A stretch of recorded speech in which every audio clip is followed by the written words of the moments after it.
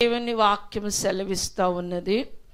దేవుని మాట మీ వద్దకు వస్తున్నప్పుడు ఎవరైతే ఆమేనని, ఎవరైతే ఏకీభవించి, ఎవరైతే ఆ మాటను రిసీవ్ చేసుకుంటారో వారి జీవితాల్లో తప్పకుండా మాట్లాడుతున్న ప్రతి మాట మీ జీవితాల్లో నెరవేర్చబడుతుంది. ఇది ఖచ్చితంగా దేవుడు జరిగిస్తారు.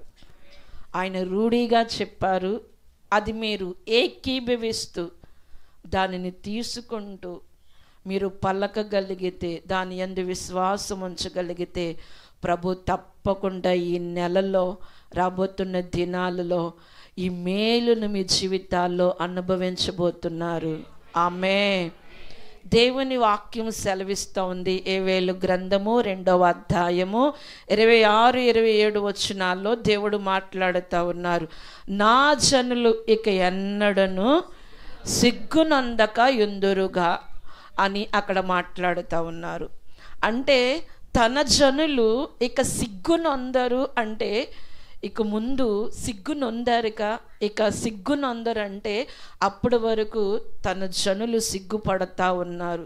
సిగ్గుపడుతున్న పరిస్థితులు వారి జనులలో ఉన్నాయి. సిగ్గుపడే పరిస్థితులు లేకపోతే అవకాశాలు ఆ ప్రజల మధ్యలో ఉన్నాయి. సిగ్గుపడతా ఉన్నారు, హేళన చేయబడతా ఉన్నారు, అపహాసం చేయబడతా ఉన్నారు.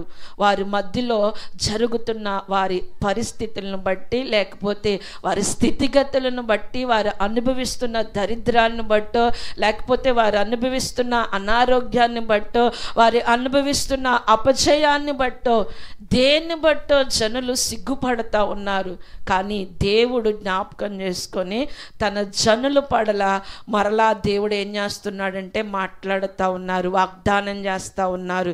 ఇదిగో ఇప్పటి వరకు సిగ్గుపడినట్లుగా ఇక రాబో కాలములో నా జనులిక సిగ్గునొందరు, ఎప్పటికీ ఏం చేయరు, సిగ్గునొందరు అని దేవుని వాక్యం సెలవిస్తూ ఉన్నది.